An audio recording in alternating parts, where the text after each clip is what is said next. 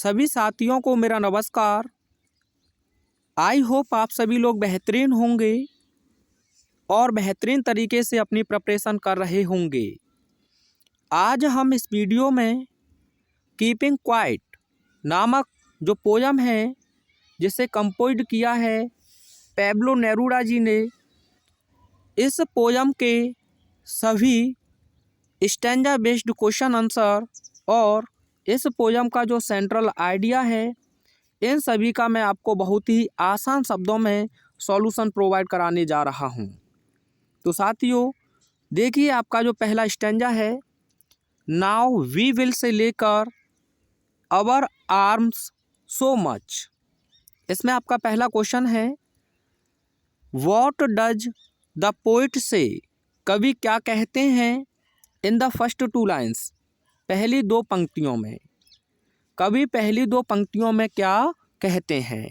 तो आप आंसर लिखेंगे, in the first two lines, पहली दो पंक्तियों में, द पोइट सेज, कवि कहते हैं, टू काउंट टू 12, 12 तक गिनने के लिए, एंड और we will all keep still, और हम सभी लोग शांत हो जाएंगे।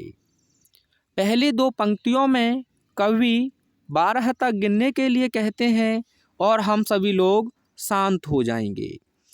साथियों यहाँ वी लिख लेना, क्योंकि पूरे मानव जाति को रिप्रेजेंट कर रहा है, इसीलिए आपको वी लिखना होगा। यहाँ मिसप्रिंट हो गया है। आप चाहें तो पहले क्वेश्चन का स्क्रीनशॉट ले सकते हैं। सेकंड क्वेश्चन है, what does the poet want, कवि क्या चाहते हैं, वंस, एक बार के लिए, on the face of the earth, पृथ्वी की सतह पर।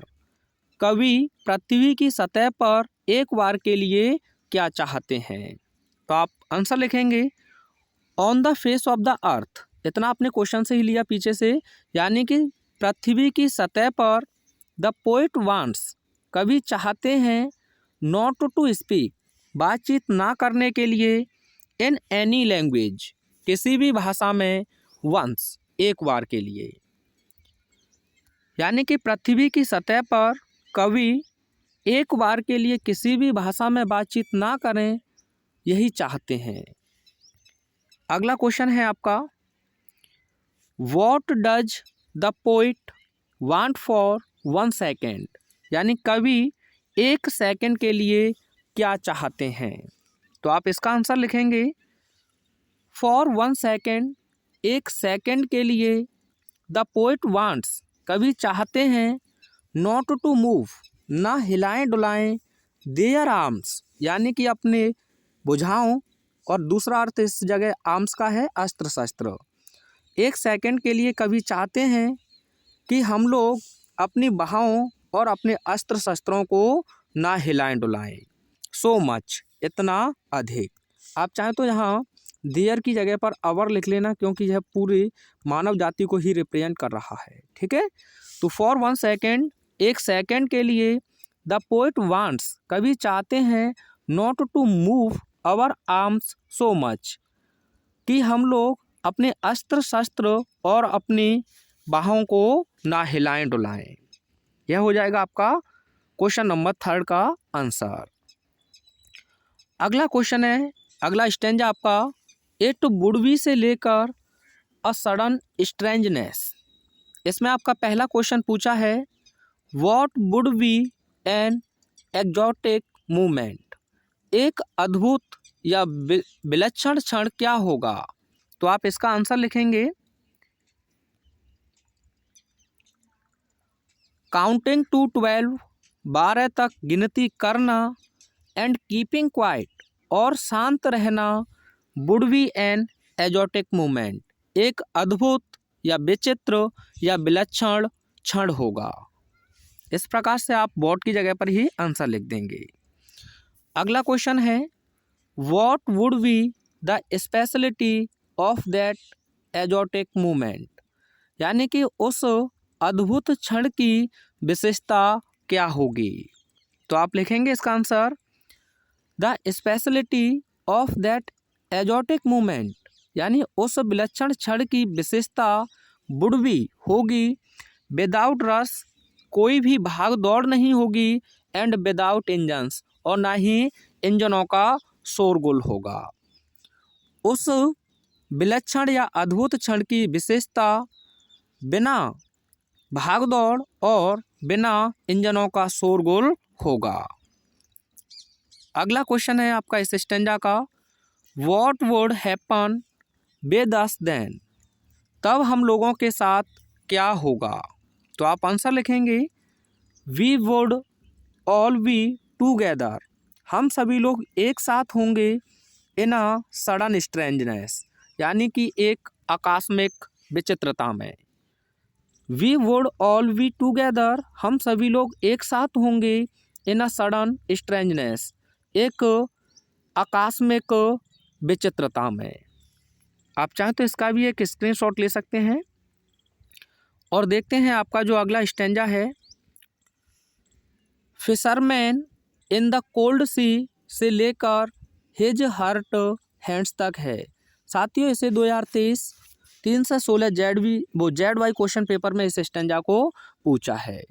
और इसका पहला क्वेश्चन है, what would the fisherman not do, यानी कि मछुआरे क्या नहीं करेंगे। तो साथियों, जब भी आपको डू मैन वर्ब के रूप में आए तो आपको आंसर उसी के स्थान पर लिखना होता है। तो आप इसका आंसर लिखेंगे, the fisherman would not hurt, मछुआरे क्षति नहीं पहुंचाएंगे, the whales in the sea, समुद्र में व्हेल्स नामक मछलियों को। The fisherman would not hurt the whales in the sea, यानी कि मछुआरे समुद्र में व्हेल नामक मछलियों को हानि या क्षति नहीं पहुंचाएंगे। अगला क्वेश्चन इस स्टैंजा से पूछा था, what would the man gathering salt do, नमक एकत्रित करने वाला व्यक्ति क्या करेगा। तो यहाँ भी डू के स्थान पर ही आपको आंसर लिखना है। तो सबसे पहले आप लिखेंगे subject, the man gathering salt, नमक एकत्रित करने वाला व्यक्ति, वुड लुक, देखेगा, एट हिज हर्ट हैंड्स, अपने जख्मी या चोटिल हाथों को। The man gathering salt would look at his hurt hands, नमक एकत्रित करने वाला व्यक्ति अपने जख्मी हाथों को देखेगा। और इस स्टैंजा का थर्ड क्वेश्चन आपसे पूछा था, what movement is poet talking of, यानी कि कवि किस क्षण के बारे में बातचीत कर रहे हैं। तो आप इसका आंसर लिखेंगे। आप चाहें तो पहले इतना स्क्रीनशॉट ले लें। तो आप आंसर लिखेंगे, द पोइट इज टॉकिंग, कवि बातचीत कर रहे हैं, ऑफ दैट मोमेंट, उस क्षण के बारे में, when we will all keep silent या स्टिल, जब हम सभी लोग शांत होंगे। द पोइट इज टॉकिंग, कवि बातचीत कर रहे हैं, ऑफ दैट मोमेंट, उस क्षण के बारे में, when we will all keep still, जब हम सभी लोग शांत होंगे। और इस स्टैंजा का अगला क्वेश्चन है आपका, ये तीनों 2023 जो जेड वाई क्वेश्चन पेपर था आपका, इसमें ये पूछे गए हैं। इसके बाद आपकी जो बुक का अगला क्वेश्चन है, what would happen in the cold sea, यानी ठंडे समुद्र में क्या होगा। तो आप आंसर लिखेंगे, इन द कोल्ड सी, ठंडे समुद्र में, the fisherman would not harm whales, यानी कि जो मछुआरे हैं वे व्हेल नामक या व्हेल्स नामक मछलियों को हानि नहीं पहुंचाएंगे। यही क्वेश्चन था सेम, थोड़ा सा फेरबदल करके उन्होंने पूछा है, who would look at his hurt hands, यानी कि अपने जख्मी हाथों को कौन देखेगा। इसका आंसर आप सेंड करना चाहते हैं तो करिए, एक हु की जगह पर ये आंसर लिख जाएगा आपका, ये देख सकते हैं। द मैन गैदरिंग साल्ट, नमक को एकत्रित करने वाला व्यक्ति, would look at his hurt hands, अपने जख्मी या चोटिल हाथों को देखेगा। अगला क्वेश्चन है इस स्टैंजा का, what would this all possible, यानी कि यह सब कैसे संभव होगा। तो आप इसका आंसर लिखेंगे, दिस ऑल, ये सभी चीज़ें, वुड पॉसिबल, संभव होंगी, वाई ओनली कीपिंग क्वाइट, केवल शांत रहकर, ये सभी चीज़ें केवल शांत रहकर संभव होंगी। अगला स्टैंजा है आपका फोर्थ, दोज हु प्रिपेयर से लेकर डूइंग नथिंग तक। इसमें पहला क्वेश्चन है आपका, व्हाट टाइप्स ऑफ वार्स, यानी कि किस प्रकार के युद्ध आर प्रिपेयर्ड, तैयार किए जाते हैं, बाय द पर्सन्स, यानी लोगों के द्वारा। तो इसमें आपका आंसर होगा green wars, wars with gas and wars with fire are prepared by the persons, यानी कि लोगों के द्वारा हरित युद्ध, गैस युद्ध और अग्नि युद्धों की तैयारियां की जाती हैं। अगला क्वेश्चन है, what is the end of such wars, ऐसे युद्धों का अंत क्या है। तो आप इसका आंसर लिखेंगे, इन सच वार्स, ऐसे युद्धों में देयर सिम्स द विक्ट्री, यानी कि विजय प्रतीत होती है, बट विदाउट एनी सर्वाइवर्स, लेकिन कोई भी इसमें जीवित रहने वाला नहीं होगा। और आपका अगला question, what would such persons do after keeping quiet, शांत रहने के बाद ऐसे लोग क्या करेंगे। तो आप आंसर लिखेंगे, आफ्टर कीपिंग क्वाइट, शांत रहकर, क्वेश्चन से ही आपने लिया है, मैंने आपको बताया है पिछले वीडियो लेक्चर्स में, such persons would put on clean clothes, यानी ऐसे लोग साफ सुथरे कपड़े पहनेंगे, and walk about with their brothers, और अपने भाइयों के साथ या भाई बंधुओं के साथ इधर उधर टहलेंगे, इन द शेड, छाँव में, डूइंग नथिंग, कुछ ना करते हुए। शांत रहने के बाद ऐसे लोग साफ सुथरे कपड़े पहनेंगे और कुछ ना करते हुए छाँव में अपने भाई बंधुओं के साथ इधर उधर टहलेंगे। इस पोयम का अगला स्टैंजा है, व्हाट आई वांट से लेकर विद डेथ। इसमें आपका पहला क्वेश्चन है, what does the poet want, कवि क्या चाहते हैं। तो आप आंसर लिखेंगे, द पोइट वांट्स, कवि चाहते हैं, रीडर्स, यानी कि पाठक, नॉट टू बी कन्फ्यूज्ड, कि उन्हें भ्रमित नहीं होना है, विद टोटल इनएक्टिविटी, संपूर्ण निष्क्रियता से या संपूर्ण कर्महीनता से, यानी कि कवि चाहते हैं कि जो पाठक हैं वे संपूर्ण निष्क्रियता से भ्रमित ना हो जाएं, अर्थात मैंने तो केवल थोड़े समय के लिए शांत होने के लिए कहा है और आप कुछ ही ना करें, इसलिए ये कहा गया है।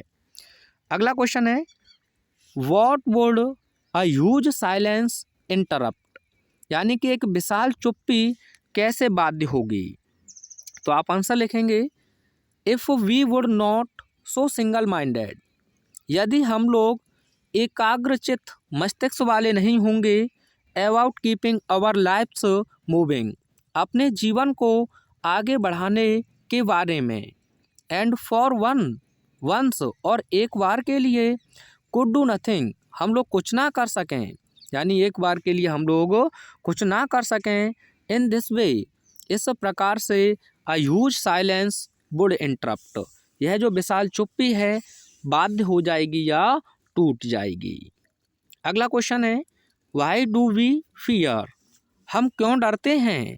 तो आप इसका आंसर लिखेंगे, वी फियर, हम डरते हैं, बिकॉज, क्योंकि, we never understand ourselves, क्योंकि हम लोग अपने आप को कभी नहीं समझते हैं, and threaten ourselves with death, और हम लोग अपने आप को मौत से डराते धमकाते रहते हैं। हम डरते हैं क्योंकि हम लोग अपने आप को कभी नहीं समझते हैं और अपने आप को मृत्यु से डराते धमकाते रहते हैं।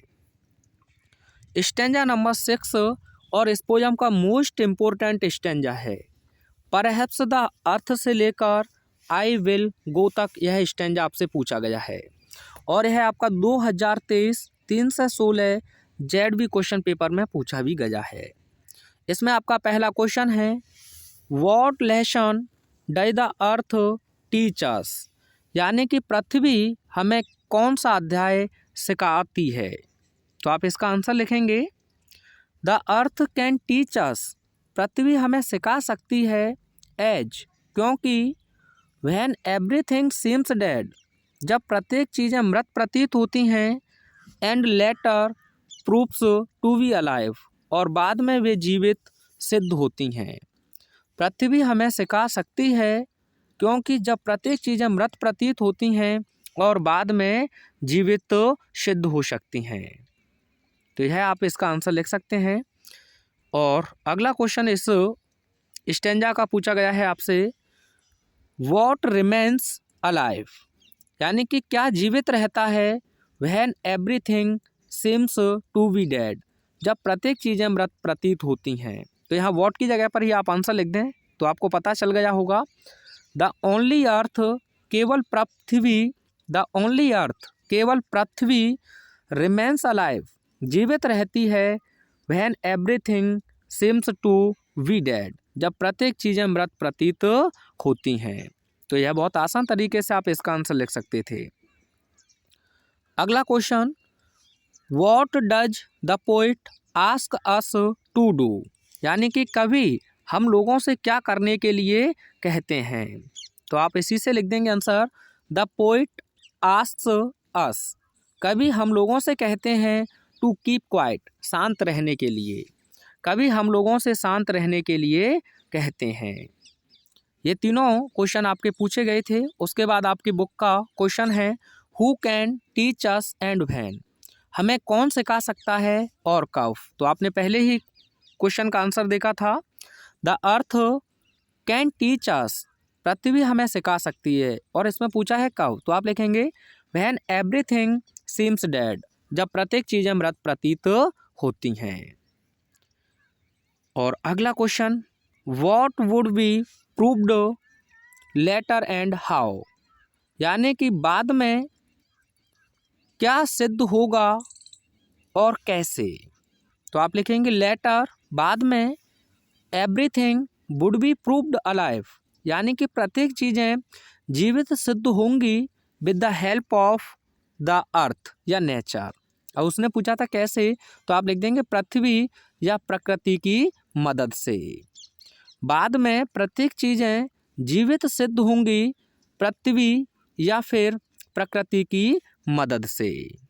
और आपका इस चैप्टर का अंतिम question, what does the poet से एट लास्ट, अंत में कवि क्या कहते हैं।